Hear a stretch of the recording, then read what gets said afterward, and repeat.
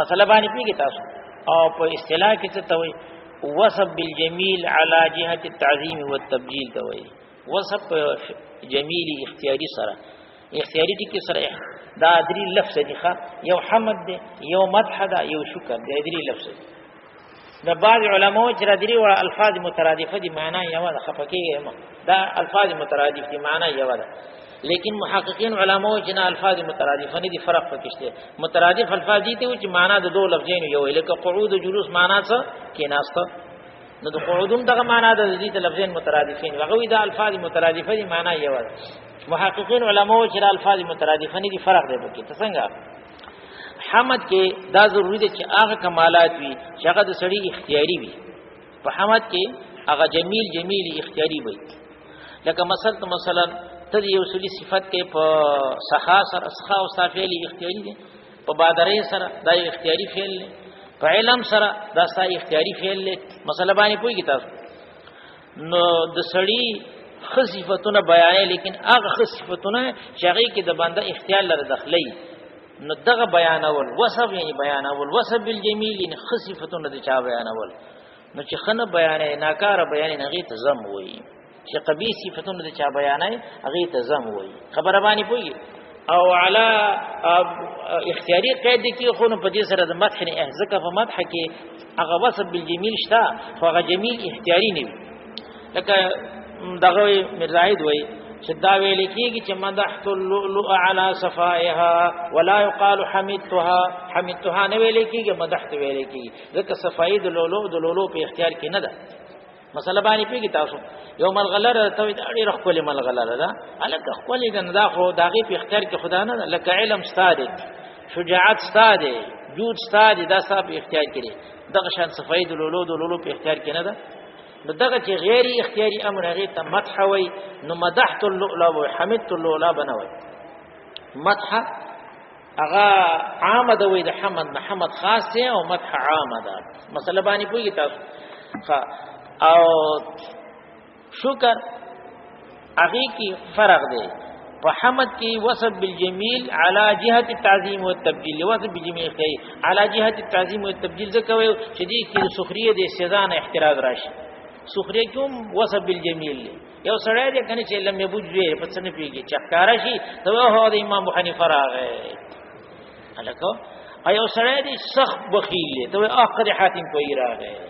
مقصد دا دی چې خلقو پر وخاندي او دې رسواش اوس دا بیان د جمیل راغی لیکن ستا قصد داغه تعظیم نه دی بلکې ستا مقصد دغه تحقیر دی نو حمد بدی ته وی چې چا جمیل بیانای لیکن فقط تعظیم سره بیانې دي ته حمد بوي نو پدې کې دوه ټکی رااله یو پکې اختیاري ټکی راغی او بل پکې تعالی جهت تعظیم راغی په اختیاري سره مدح وتا په جهت تعظیم سره سخریه او استهزاء وتا خبره پويږي ایو شکر دی ښا نو د مدح تفریقه د حمد کې څه شولا حمد اخاص مطلق دی او مدح عام مطلق نه مدح په غیر اختیاري کې راځي او حمد په غیر اختیاري کې نه راځي او هر چې شکر نو شکر دا د نعمت په مقابل کې راځي د انعام په مقابل کې فقط راځي ښا توای چې ما د الله تعالی حمد بیانوم ولی زکه دې رب دې زکه چې دې رحمان دې زکه چې دې رحیم دې زکه چې دې مالک دې دا د الله تعالی احسانونه دي تربیت د الله تعالی احسان دې په بنده باندې رحمان او رحیم دې د الله تعالی او ګڼ شي نعمتونه دي وسیع نعمتونه دي دائم نعمتونه دي دا اوس د کم نعمت په مقابل کې چې ته چا جمیل بیانای هغه د دې وجه د دې کې د الحمد ترجمه دو په شکر لله سره کوي ته دا په مقابل انعام کې راغلی الکه توای چې دا سړی زیات سخی دی ډیر زیات سخی دی نو سخیو ته تذکوي چې تا باندې احسان کړی دی تا ته څخه اثر در رسولې دي نو ته داغه ځو چې دا دومره سخی دي چې دا فقرا پالي او دا چل کې الکه ولې دا کار کوي دا ځکه کوي چې پتا باندې احسان کړل نو دا بیانول د جمیل د دی وجنه چې داغه انعام په مقابل کې باعث هغه انعام دی دې ته شکر وایي خبره باندې پیږي لیکن دومره دا چې هغه شکر د انعام په مقابل پورې خاص دی په انعام په مقابل کې برازي خودم ردا چې هغه په جبه پورې مختص نه دی داغي مورد عام دی متعلق خاص دی او د حمد مورد خاص ہے متعلق عام دے حمد ترجمه منګه څنګه وکړه وصف بالجمیل الاختیاری علی جهه التعظیم سواء کان فی مقابله النعمت او غیرها حق شکر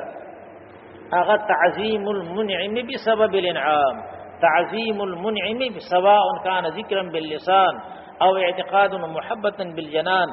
او عملا وخدمه بالارکان خواچ اغه ثنا باللسان وی او عمل خدمت بالارکان وی او کنه اغه محبت او اعتقاد بالجنان وی دا پسړ کې هم د اوسړي تعظیم د نعمت توجه چته وکي په جواب باندې دغه ثنا صفت د نعمت توجه نه وکي او پلاس خو باندې یو ترکو کی او تسیدو کی پلاس خو باندې خدمتو کی دغه د وجنات ندی ته ویل کیږي شکر مسله باندې پیږي تاسو قاضي بيزاوی مثال خودل افادتكم النعماء مني ثلاثه يدي ولساني والضمير المحجبه الک ساره احسانات زما دري خبري زمانه واغست یو تاته درکې څه زما جبه زمانه واغستا په دې جو باندې سوا ساره صفت نه بل څه نشم ویلې ته د دنیا احسانات دې را باندې او لا سخفي او سر او دا بدن سوا استاد خدمت تبل دې کې نشم مستعمله ولې او الضمير المحجبه غم زړه چې دنه پټ دی هغه کې تعظیم د بل چا زما په زړه کې نه راځي نو افادتکم النعماء مني ثلاثه دا شکر دا درې وړو طریقو سره راځي نو د دې مورد عام دی او متعلق خاص دی او د حمد مورد خاص فقط په جبي سره به کېږي قول سره کېږي بس الثناء باللسان ټکي ترجمه کړل لیکن په مقابله د نعمت کې وی کنه نو دا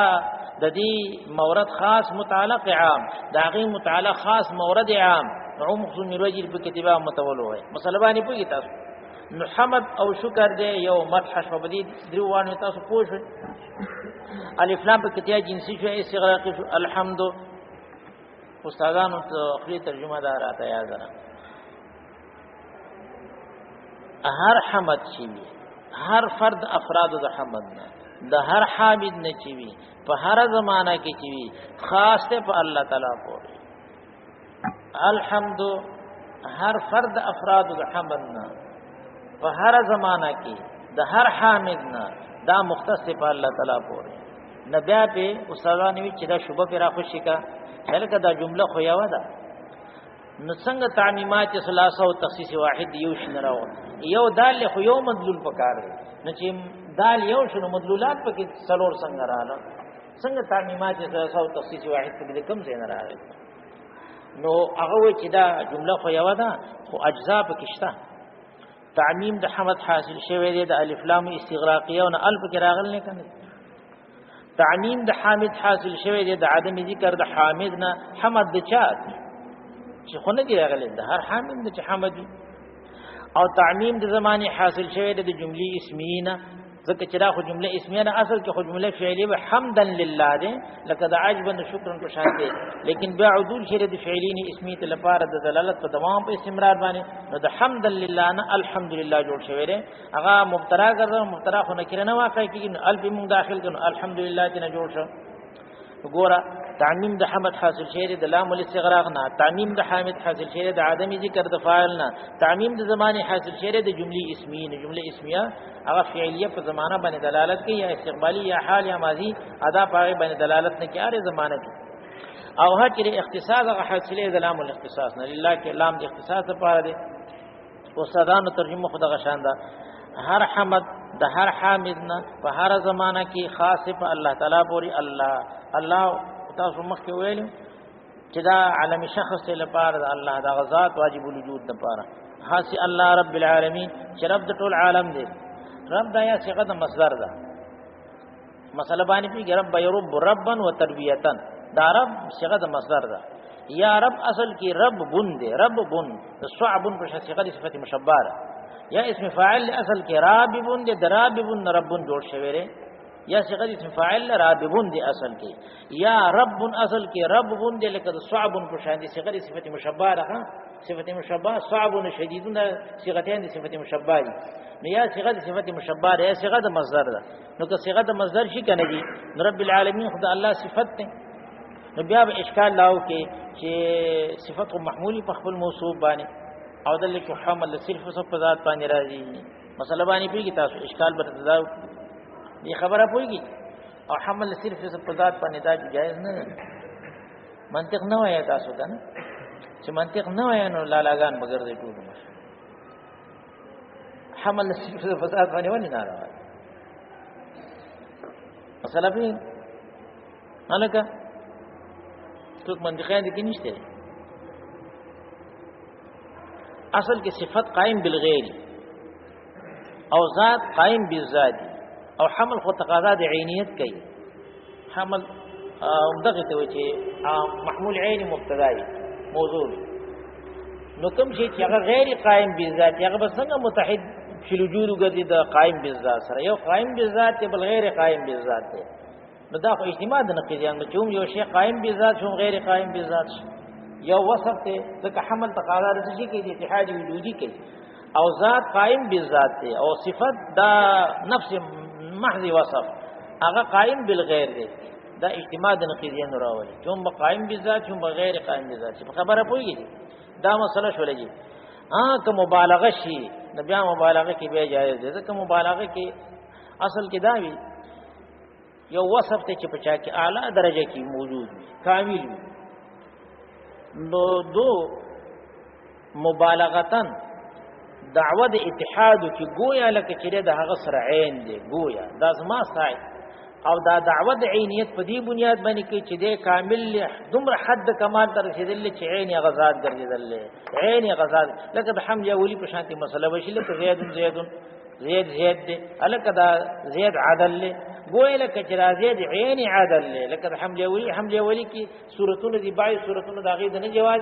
سلو سورت کې الحمدلله ذکر کړي مسله باندې پوهیږي نو سورتونه د هغه دادي چې جایز دي بای صورتونه دي چې مفید نه دي او جایز دي بای صورتونه چې مفیدوم دي بای صورتونه کې هغه نظریوم ګرځي کله کله په دلیل ته حاجت کوي حمد اولی ټول من ناجایز نه ګوري خجی دا غي څلور صورت دي او بهر تقدیر لفظ دربون چې څنګه د مصدر شي کنه دي نو بیا خو اشکال نه متو اشکال پکې نشته د حمل مبالغه تند لکه زیاد عدل په شانته یا ویا چې دا صيغه د مصدر نه ده دا صيغه د صفت مشبہ اصل کې رب بونځ د صعب په شانته د صفت مشبہ خذات مع الوصف مثلا باندې کوي صفت مشبہ کې خذات معتبري وصف معتبري خو په اسم فاعل کې هغه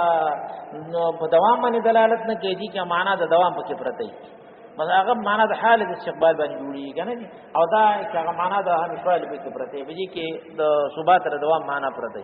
دا رب بون دی اصل کې یا اسم فاعل رب بون دی خود رب بون رب بون جوړ شری یا مصدر کله په معنا د فاعل باندې راځي نه دا رب په معنا د رب بون سره دی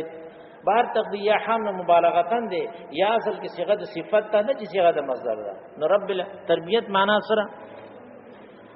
تبلیغ د شی د حد کمال تا رسول دی او شی د حد کمال تا درجاتن فدرجاتن او تدریجن ته کوي تدریجن معنا یو شان رسول دی او شی د حد کمال ته تدریجن فدرجه درجه باندې رو یو شی حد کمال ته رسیدي ته ویل کیږي تربیت مسله باندې پیږي تاسو ستا معصوم بچی دی د وخی هغه معصوم بچی د وخی ته پالي او واخول ورکه سو داغه نلوي وخه جوړ شي ته تربیته کو پالانه دی وکړه هغه خپل حد کمال ته غورسه نو الله تعالی تربیت کوي چې کوم کمال وي د چاره لپاره کمال متوقع داغي ته بنی آدم رسي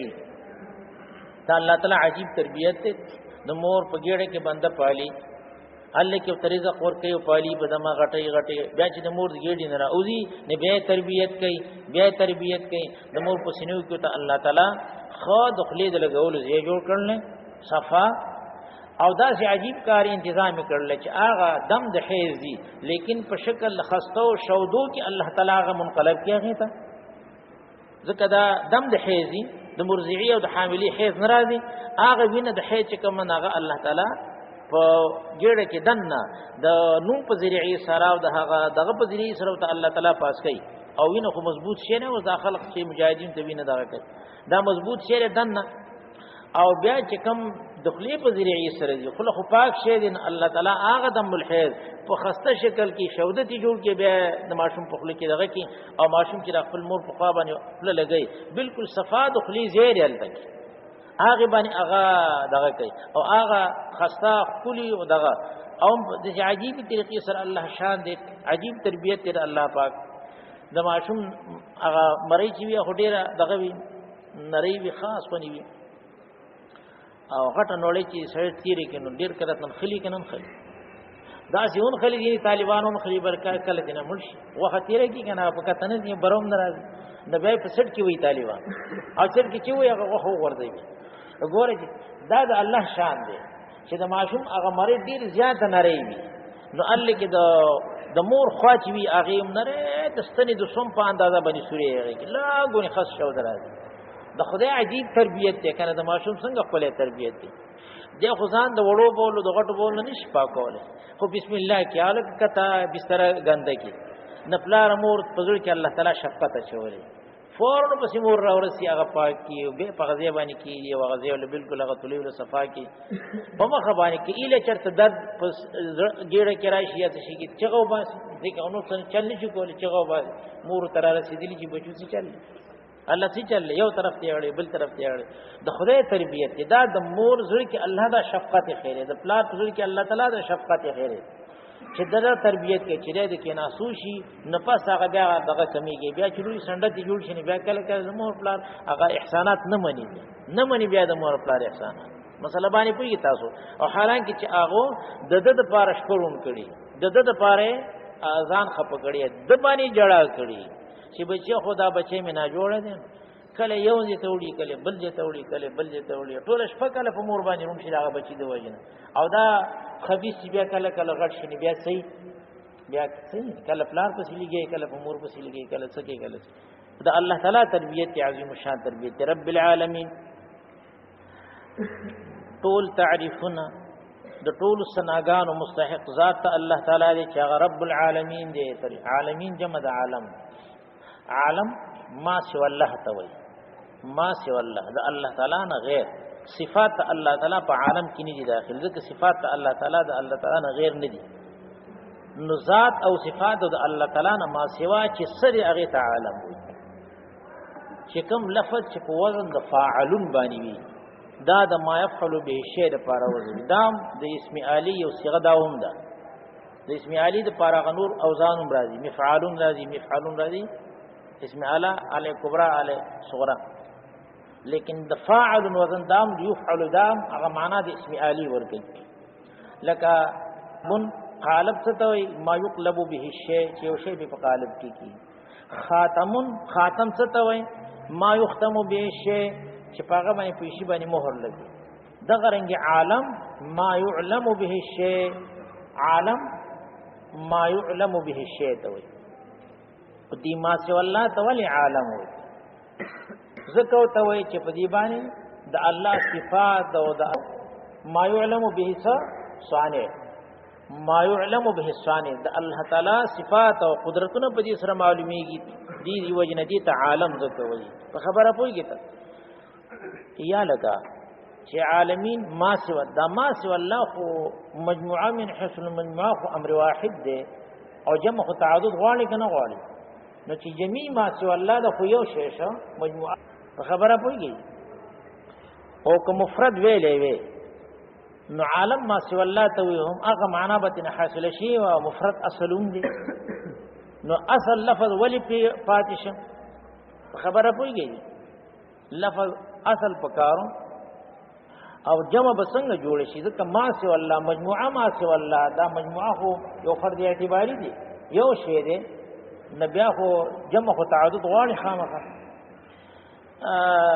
شوبه باندې پونه شولې لګان دا خبره دي سره شي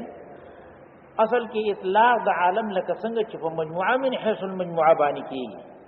دغه رنګ په اجناس باندې هم کېږي د مخلوقاتو لکه عالم الملکوت عالم الناسوت د عالم جسمانی ته عالم الناسوت وي عالم الاجسام عالم الارواح عالم العلويات عالم السفليات دي اجناس د مخلوقات ته هم اطلاق عالم الحيوان مسله باندې کوي د اجناس باندې هم اطلاق عالم کی د جمعیت په اعتبار د اجناس سره دي اجناس خو دي کنه عالم د حیوانات دي عالم د نباتات دي عالم د سماوات دي عالم الاخرت دي عالم روحانيات دي عالم الجسمانيات دي د دنیا عالمونه نه دي د مخلوقات دا دا جمعیت په اعتبار د اجناس د عالمونو سره د عالمونو خوري ها په اشخاص کې لفظ عالم زیات نه ویل کېږي عالم عمر نه ویل کېږي عالم الحيوانات ویل کېږي په اجناس لفظ عالم مستعمليږي دا هر یو جنس ځان مستقل عالم دی هر یو جنس ځان مستقل عالم دی سفلی ځان له عالم دی علوی ځان له عالم دی روحانیت ځان له عالم دی اجسام ځان له عالم دی مثلا دا آخرت ځان له عالم دی دنیا ځان له عالم دی برزخ ځان له عالم دی عالم برزخ دا اجناس باندې اطلاق کیږي نو په دغه لحاظ سره تعدد پکې تراغه خشرت خوندو په تعدد پکې راغی خو مفرد والی نه ذکر کړي مفرد خو اصل کنه دي مسله باندې پوي نو ته وو تدا وای چې دا څه چلو شو چې یو تنبیه په دې باندې چې د عالم د پر انواع عدیده کثیره دي دا په صيغه د جمع کې راځي ځکه چې د عالم جنس ته نه د جنس په انواع باندې اطلاق نه کیه خو په اشخاص باندې اطلاق کیه هغه په تعدد اشخاص دلالت کوي لیکن په تعدد انواع باندې هغه دلالت نه کوي او چونکه چې تنبیه به دی ونه مقصود و چې الله تعالی د انواع د عالم مربي دی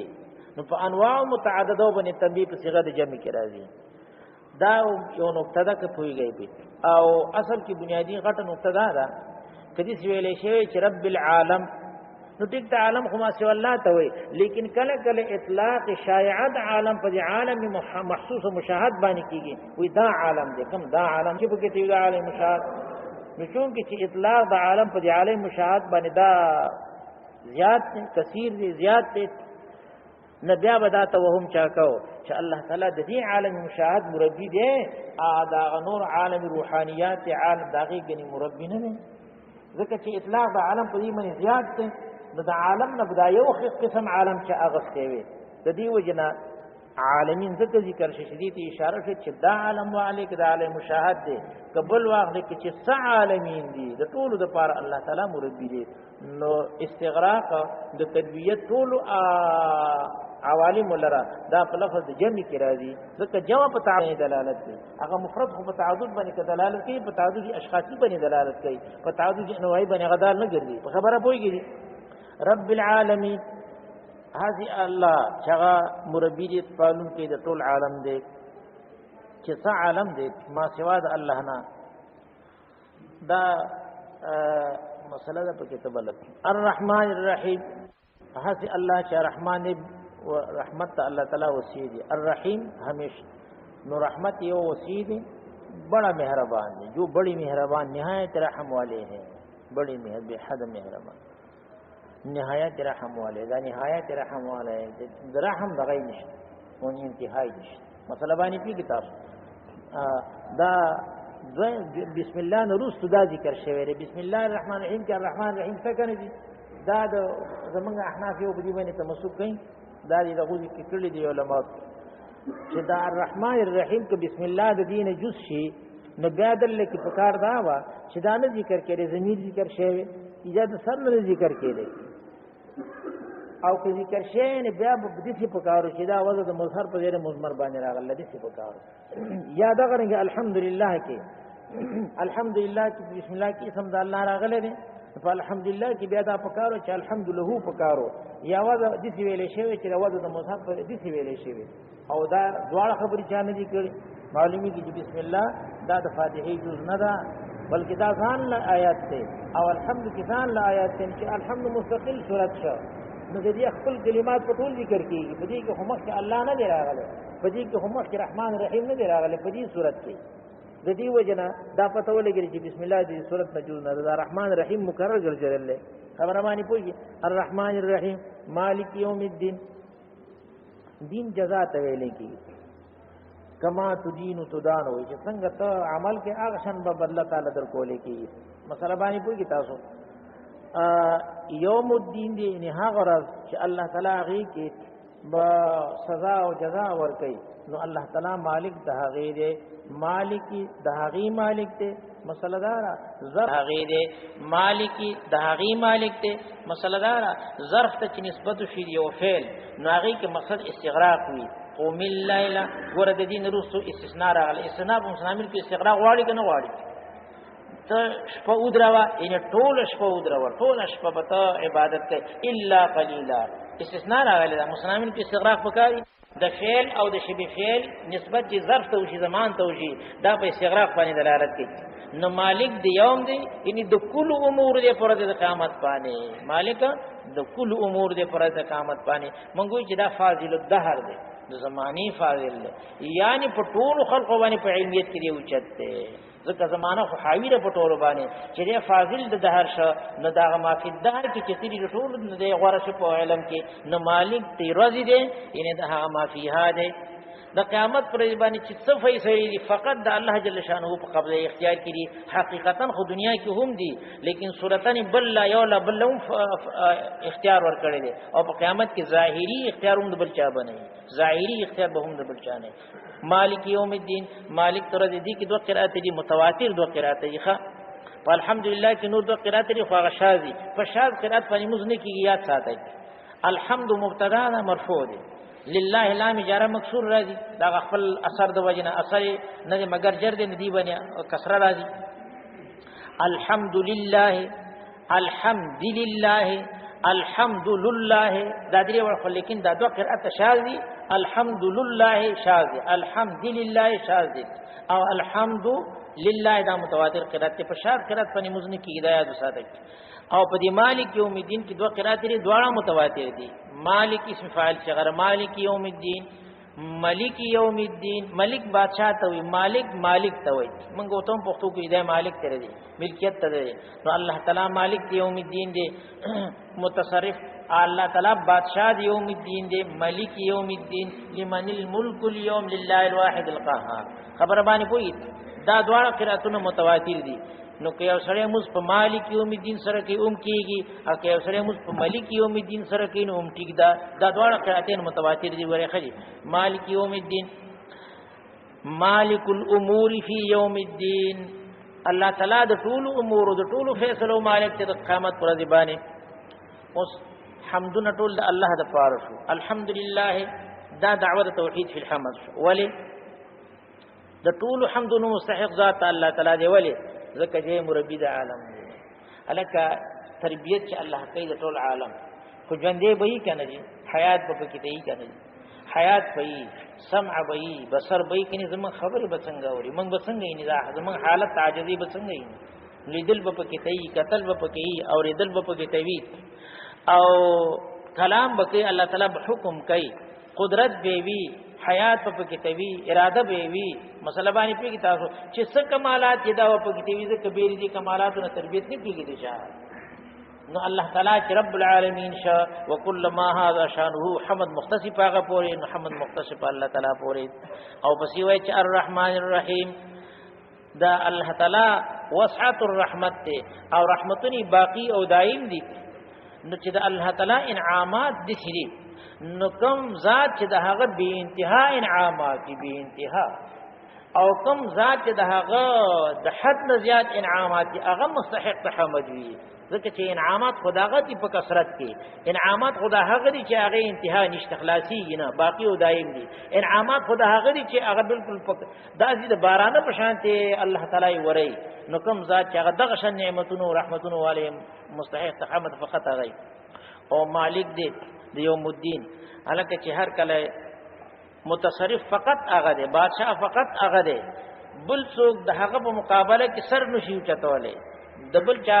حق نشته د تصرف نو کوم ذات چې شان د غرنګي وي هغه مستحق حمد وي فیصله چې الله تعالی کوي څومره عادلانه فیصله وکړي د قیامت پر دی باندې دا رب العالمین یو دلیل الرحمن الرحیم بل دلیل مالک یوم الدین بل دلیل ته اشاره کړه دا توحید فی الحمل شو مدلل شو بدی دلائل سره بدی بل دلیل کی بدی اخرنی دلیل کی مسله د بعثم ثابت شوه ایاک نعبد و ایاک نستعین خاصه در عبادت کومګه او خاصه مدد غواړو مونږه ایاک نعبد اصل کې نعبدو کده ولیکن افاده د حصر التخصیص لپاره کم مخکشه نو ضمیر متصله خو سره د اتصال نه نشي مخکې کېده نو دی وجن متصل بدل شي په منفصل باندې نو ایاک نعبد و ایاک اصل کې نعبدک و نستعینک ده لیکن چې حصر پکار دی نو ضمیر متصله سره د اتصال نه مخکې کیږي نه هغه په عامل په سیرو راځي او حق د مؤخر بیا ځکه مفعول به درجه ده نو منفصل شه واستقدیم د ما حق او تاخير علما و چرا حصر او اختصاص پیدا کړي دا د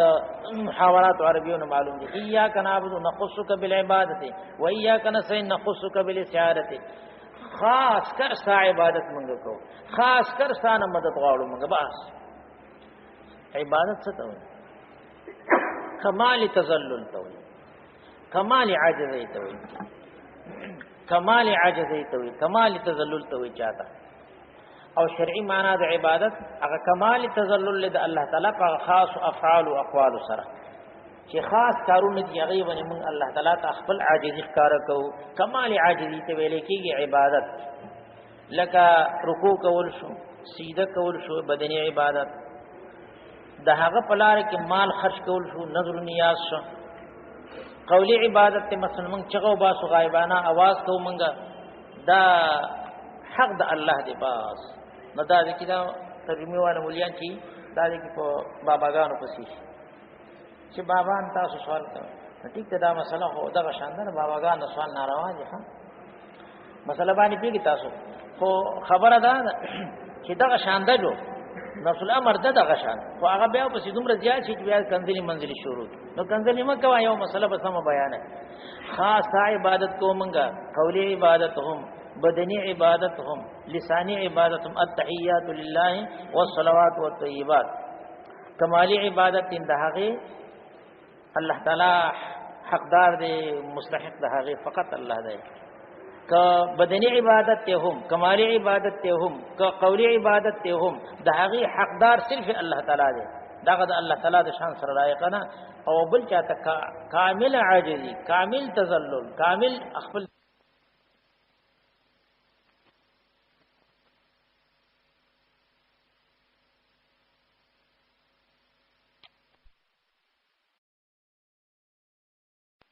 دا فرمان توفیق دا الله تعالی په لاس کې دا د بچا په قبضه کې نه دی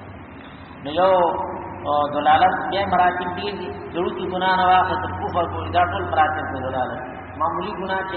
د صغیره ګناه وي دا دلالت دي دغه رنګه کبیره ګناه دا په د دنیا مراتب دي ګرځي ابتدای د معصیت نکی د خطا نه کیږي چې وایي خطا چې صحیح لا په غلطي سره کړی دي نه شروع شبر کفر کوي دا ټول مراتب دي دلالت چې که هم د کفر کې بیا مراتب دي غیر المغضوب علیهم ولا الضالین هغه خلق چې هغه باندې غضب نه دي شوی په نوم متوي چې دا چې د الذين انعمت عليهم لپاره یا صفت دی وي هذه بدایي وي یا بدل له الذين انعمت عليهم دې په صفاتیت باندې هغه مشهور اعتراض ورېدي چې غیري دا غیرو دا خو دې یو اسم دی چې دا په اضافت سره معرفي ته معرفت نه ګرځي د وجه شدت توغل په ابهام د وجه نو دا خو معرفت نه ده خپل خو معرفت نه ده او په اضافت معرفي دراغله خو په اضافت المعرفي سره خدا معرفت نه ګرځي نو دا صفت موصول لپاره څنګه موصول سره سلین خو د معرفت نه دي موصولات د معرفت نه دي دا په صفاتیت باندې د بدلیت هغه مسله ذکر کړل بدلیت وو کېږي شي ولیکن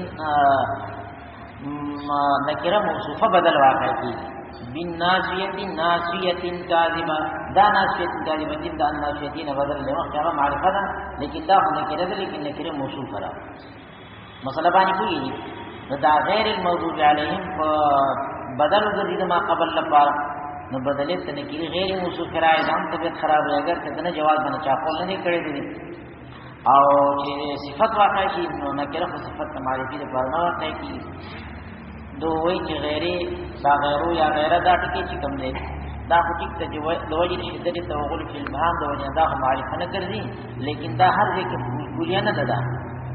په بعض مواد کې دا معرفت ګرځي چې د مضاف الیه د پاره چې چاته مضاف شي داغه د مضاف الیه د غیرو د مضاف الیه د پاره ځي واحد وي نو په دغه کې اضافت معرفي د مفید تعریف کړي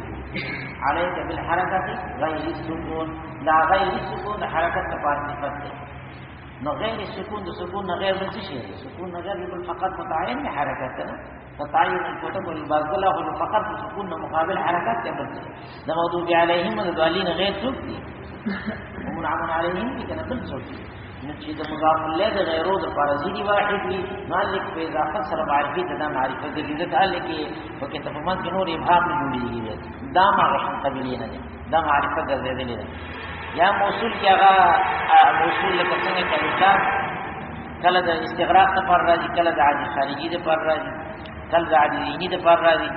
نو موصولون په دغه څلور معنی د مستعملیات ساتي خري حرف التعریف د څلور معنی د مستعملی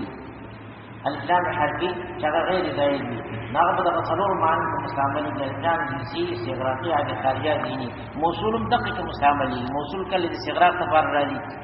کله کله موصول د عادي خارجي لپاره راځي کله د دینی لپاره راځي کله د جنس لپاره راځي دغه څلور معنی په موصول کې هم دي دامه الذين دعا دینی دي ځکه ما د صراط الذين انعمت عليهم د الذين انعمت عليهم معهود انعمت عليهم دي مراد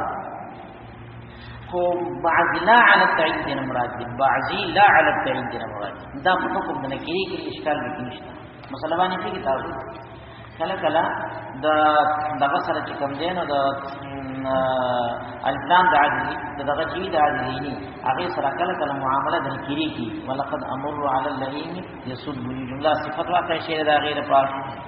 او جمله من حيث قوت نکری کې نو معرفي د پر صفات څنګه واقع شی دا چې يسبون صفات شي کنه چې تاسو ویلې دا ونه کنه کلامونه دی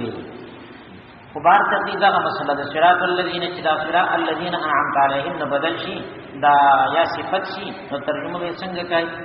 بوزمګه خدای پغلای برابر باندې دا حاجی بيځوي دا لیکلی تاسو ما وی چې اصل کې دا قاری دا متکلم خو یو کسته نو دې څنګه دا وایي یا کنا و اياک نستعين جمع ول مستعمل اياک اعبد و اياک استعين اهدني ټکي پکار دې اهدنا اصل کې چل لاره چې مصاحب جمعیت ادارې چې په دې کې مد نظر یوازې دا قاری نه دی دا قاری سره د خپل سائر الموحدین نه د قص کړي اياک نعبد زیما او ما مرګري دي چې نور موحدین دي اعلان خاص تعالی ټول موحدین و اياک نستعين زیما او ما مرګري دي چې نور مسلمان دي او موحدین دي موږ ستانه امداد غواړو په دې کې یوازې متکلم یوازې نه دی مراد دې کې بقص نور موحدین په خاصه راځي دغه جو مصاحب دي جمعیت خدا رقابي دي مرجح دي جمعیت سره جمعیت خو صحیح شو والجمع ول ذکر شری چې مفرد ذکر شوی نو غره وو بیا اشکال نو وارد شوی اگر که اشکال وارد شوی نو په جواب وکړو لیکن مرجح دي جمعیت سره صيغه د جمع ول مستعمله شوه و صيغه د جمع ځکه مستعمله شوه چې اجتماعي طریقې